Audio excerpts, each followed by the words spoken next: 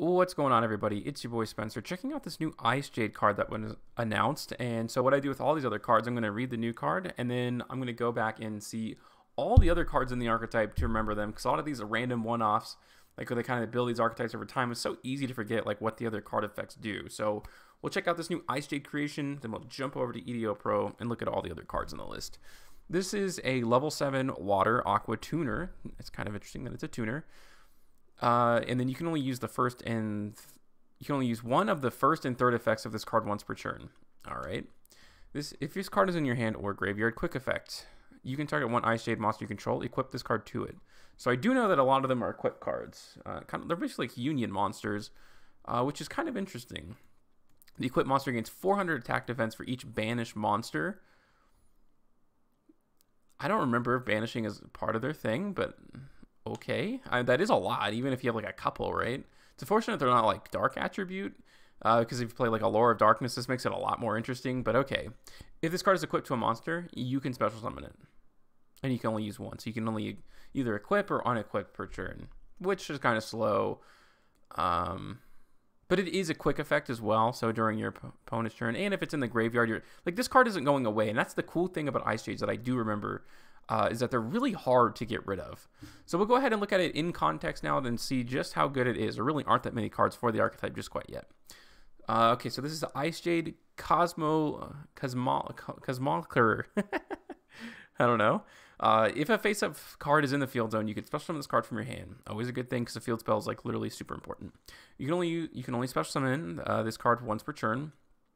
While Icejade Cenote Jade Cradle is on the field, monsters your opponent controls can only activate their effects the turn they are summoned. Which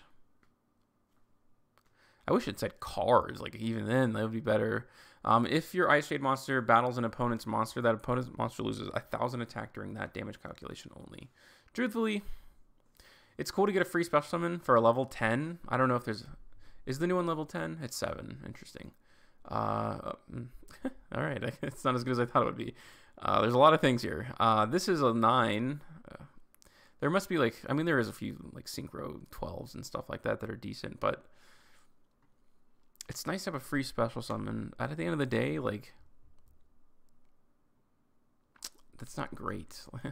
It does have 3,000 defense, so it does have that going for it. But overall, I think that's just a very meh card. The only other thing, geez, is that if there's a card that says they can't activate the turn they're summoned, and then you're just creating a lock where your opponent literally just can't activate monster effects, then okay. But even then, I hate when there's two-sided floodgates. Like, there are other floodgates that just apply all the time that are always good. But okay, this is Icejade Creation Kingfisher. You can target one water monster you control, equip this card from your hand or field to it. An Icejade monster equipped with this card can attack while in defense position. If it does, apply the defense for damage calculation. So, 3,000 attack. Kind of cool. For this specifically, while this card is equipped to a monster, you can target one monster your opponent controls with attack less than or equal to the equipped monster's defense. Special summon this card, and if you do, return that targeted monster to the hand. Kind of unfortunate this is not a quick effect. Kind of feels like, based on the new one, it should be, but this is still a decent card, just not going first. And everybody wants to go first, so I don't know. It's, again, very average. Okay, this is Jade Tremora. You can send this card from your hand to the graveyard and special summon one water monster from your hand. If a face-up water If a face-up water monster controls is destroyed by battle or card effect while this card is in your graveyard, you can banish this card, special summon one Icejade monster from your hand or graveyard, except a copy of itself. It's cool because these are like giant monsters that aren't easy to summon, so it kind of like helps circumvent that a little bit. But you're going -1 just to special summon. Technically, your opponent has to play into it, although your opponent's probably going to have to play into it eventually. And I guess this is that part where Icejades are really hard to get rid of, right? You know, maybe they have a way to get rid of it. Like, graveyard removal isn't like the most common thing in the world, obviously. This is Icejade Tanola. You can send one card from your hand to the graveyard, then target one water monster in your graveyard to send this card from the field to the graveyard, and if you do, special summon that targeted monster. You can send one card from your hand to the graveyard, then target one water monster in your graveyard, send this card from your field to the graveyard, and if you do, special summon it. So I guess technically you can send something and special summon it. If a face-up water monster controls is destroyed by battle or card effect while this card is in your graveyard, you can banish this card, special summon an Icejade monster from your hand or graveyard, and then you can only use it once per turn. So it looks like a lot of these kind of have that effect, right? This is Icejade Octi, level 4, decent. Might be a decent normal summon. If this card is normal or special summon, you can send one water monster from your hand to the graveyard. Draw one card. If a face-up water monster you control is destroyed by battle or card effect while this card is in your graveyard, you can banish it, special summon one Icejade monster, except a copy of itself. So all three of these kind of do that same exact thing, which is good. They kind of replace themselves, so you're kind of like not negging to special summon, but again, your opponent has to like actively realize that. This is Icejade Angerine. If this card is normal or special summoned, you can add one Icejade spell or trap from your deck to your hand. Obviously the best card so far. When your opponent activates a card or effect that targets this card, or targets this card for an attack, hook effect, you can activate this effect. This next time this card would be destroyed by battle or card effect, it is not. Also special summon one water monster from your hand or graveyard, except a copy of yourself, but return it to the hand during the end phase. Which necessarily isn't the worst thing in the world. So they all kind of have these graveyard effects, which is fundamentally good, but it's unfortunate the cards themselves don't do all that much outside of this one, right? They all special summon themselves, which is great, but they inherently are not like too good. Okay, this is Jade Cradle. Add one Icejade monster from your deck to your hand with a different name from the cards you control or in your graveyard. Kind of restrictive, but probably like you're assuming you're going first, it's good. This is Icejade Curse. While both an Icejade monster and an Icejade connote Jade Cradle, I'm assuming that's the, yes, Jade. Is that how you say it? Jade? Are on the field. Your opponent cannot activate the effects of monsters on the field that were summoned this turn. Well, there you go. I talked about the double-sided floodgate, and here it is. This one is after, this one is the churn, so together you kind of have the win condition of the deck, right?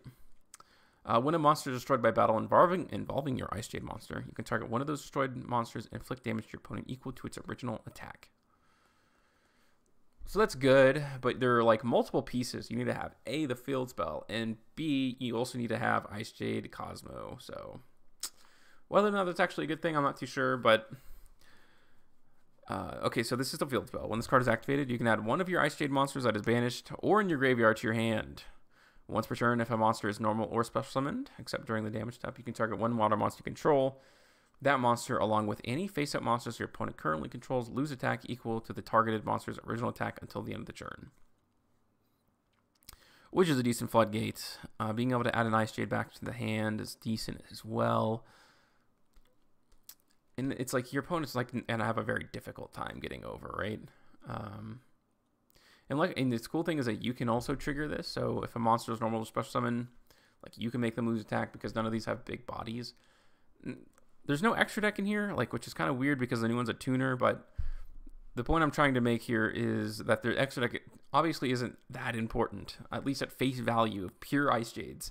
So you can play cards like Prod of Prosperity or, you know, Pot of Extravagance. You can play both of those, you know, which is a good thing for the deck. So you're going to be able to access this pretty much every time. I can't imagine you won't be able to. This is Jade Erosion. You can target one face-up card your opponent controls, destroy one Icejade monster you control, and if you do, negate the card's effects until the end of the turn.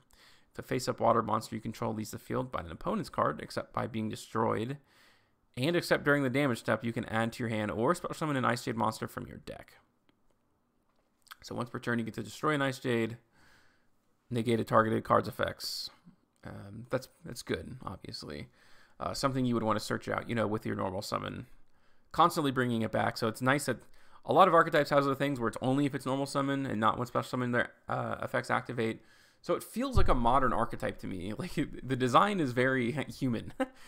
Think of that dumb TikTok thing, but there's nothing inherently horrible about this, especially now that you kind of have this like dual-sided like floodgate where your opponent's not activating monster effects, which is great. And also the trap doesn't have to be a monster, I'm pretty sure, right? Yeah, it's just a face-up card, so you get to negate all their cards, like trap cards and spell cards and monster effects once per turn, which is really, really cool.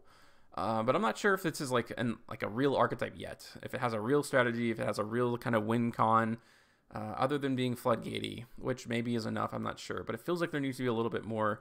A good foundation, though, could be decent one day. Let me know what you guys think in the comment section down below. Other than that, that's going to do it for today's video, and I'll see you guys next time.